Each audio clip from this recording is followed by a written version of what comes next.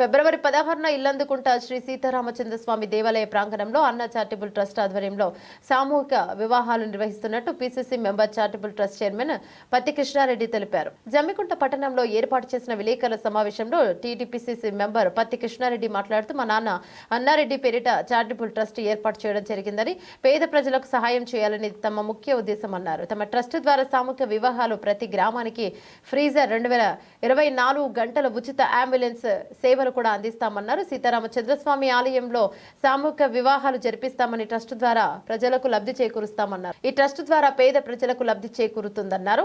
ఇక వివాహాలు చేసుకోవాలనుకునే వారు ఫిబ్రవరి 10 వరకు దరఖాస్తు చేసుకోవాలని కోరారు. జంటలైన వివాహాలు చేస్తాం, వివాహ సర్టిఫికేట్ కూడా తామే ఇప్పిస్తాం. బంగారు పుస్తెలు, మెట్టలు, ఇక నూతన వస్త్రాలు, భోజనం, ఇతర ఖర్చులు అన్ని తామే భరిస్తాం. ఇది ఒక రోజుతో ముగిసేది కాదు. పేద ప్రజల కోసం ఒక ఉచిత అంబులెన్స్ కూడా అందుబాటులో పెడతాం. ఎమర్జెన్సీ సమయంలో పేద ప్రజలకు ఉపయోగపడుతుంది. 24 గంటలు కూడా అందుబాటులో ఉంటుంది. ఇక ఎవరైనా చనిపోతే, పేద ప్రజలు చనిపోతే మృతదేహం పెట్టేందుకు ఫ్రీజర్లో అవసరం ఉంటే ఇక అవి కూడా ఉంటాయి. ప్రతి గ్రామానికి ఒక ఫ్రీజర్ కూడా ఏర్పాటు చేస్తాం. నియోజకవర్గంలో 106 గ్రామాల్లో త్వరలో అందుబాటులోకి తీసుకొస్తామని తెలిపారు. చారిటబుల్ ట్రస్ట్ ఓపెన్ చేయాలి, తద్వారా ప్రజలకు సేవ చేయాలి ఎంతో కొంత అని చాలా కాలంగా అనుకున్న తర్వాత ఒక మంచి కార్యక్రమం తీసుకోవాలి. ఆ కార్యక్రమం నియోజకవర్గంలో ఉన్నటువంటి పేద ప్రజలకి ఉపయోగపడాలి. ఏదో సొంత ప్రయోజనాల కోసం కాకుండా పేద ప్రజల యొక్క వాళ్ళకి సహకారం అందించాలి, వాళ్ళ బాగోగు కోసం కార్యక్రమాన్ని తీసుకోవాలని చాలా కాలం చర్చించి డిస్కస్ చేసి తీసుకోవటం జరిగింది. మా నాన్నగారి పేరు అన్నారెడ్డి. అన్నారెడ్డి పేరుతో అన్నా చారిటబుల్ ట్రస్ట్ అని ఇవాళనే మీ అందరి సమక్షంలో లాంచ్ చేయబోతున్నాం. ఈ చారిటబుల్ ట్రస్ట్ యొక్క ప్రధాన ఉద్దేశం, ఇప్పుడు ఫిబ్రవరి 16వ తారీఖు నాడు కార్యక్రమం తీసుకున్నాం. ఫిబ్రవరి 16, 2025 కార్యక్రమం తీసుకున్నాం. ఆ రోజు సీతారామచంద్రస్వామి దేవాలయం సమీపంలో, లేకపోతే ఆ ప్రాంగణంలో, ఆ పరిసరాలలో సామూహిక వివాహాలు జరిపించాలి, ఉచిత సామూహిక వివాహాలు జరిపించాలని మిత్రులు, శ్రేయోభిలాషులు అందరి సలహాలు తీసుకొని, కుటుంబ సభ్యుల సలహాలు తీసుకొని నిర్ణయించాం.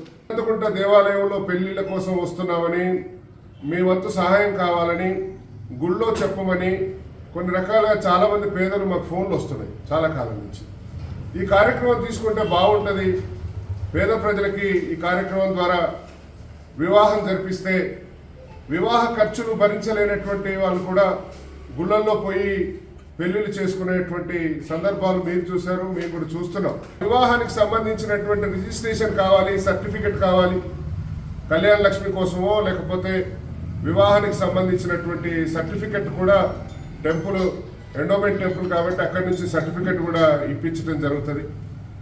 వివాహానికి వచ్చినటువంటి దంపతులకి బంగారు పుస్తలు, మట్టెలు, ఆ తర్వాత పెళ్లి బట్టలు, వాళ్ళకు పట్టుబట్టలు, వారి వెంట వచ్చినటువంటి బంధుమిత్రులకు అందరికీ కూడా భోజన సదుపాయాలు ఏర్పాటు చేస్తాం అక్కడ.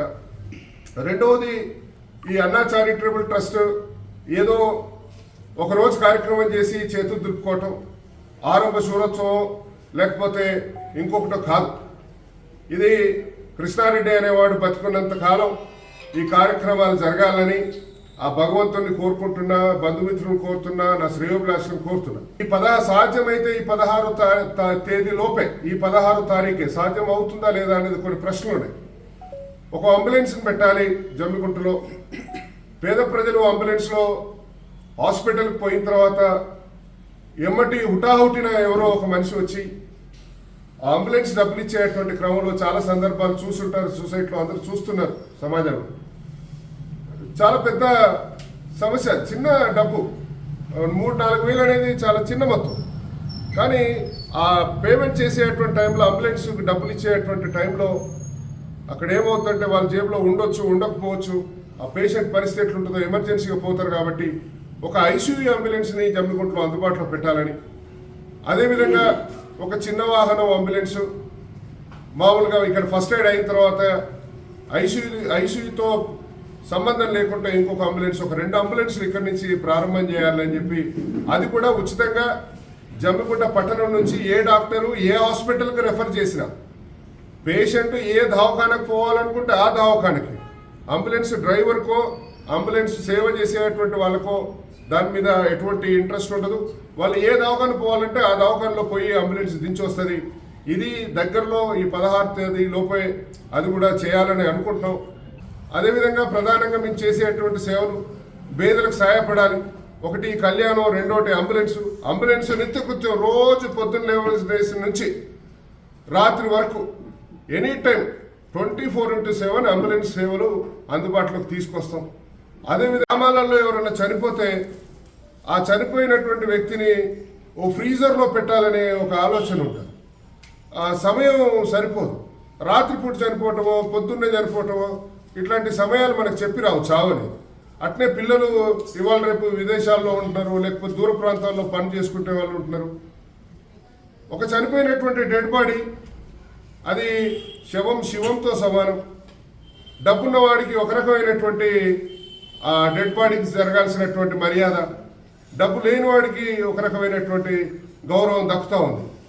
కాబట్టి గ్రామాలలో ఎవరన్నా కోరితే వసతి లేనటువంటి ప్రతి గ్రామానికి ఒక ఫ్రీజర్ బాక్స్ ఇవ్వాలని మేము నిర్ణయం తీసుకున్నాం. మేజర్ గ్రామ పంచాయతీల్లో ఒక్కొక్కటిగా నెలకు 1-2 పంపాలని. ఆ పక్కన ఉన్నటువంటి చిన్న గ్రామాల్లో ఆ సదుపాయం తీసుకుంటారు. మెల్లమెల్లగా మొత్తం ఈ నియోజకవర్గంలో ఉన్నటువంటి 106 గ్రామాలు, 110 గ్రామాలు గ్రామ పంచాయతీలు ఏవైతే ఉన్నాయో వాటన్నిటికీ ఒక్కొక్క ఫ్రీజర్ బాక్స్ ఇవ్వాలని, లేని చోట ఇవ్వాలని చెప్పి ప్రధానంగా తీసుకున్నాం.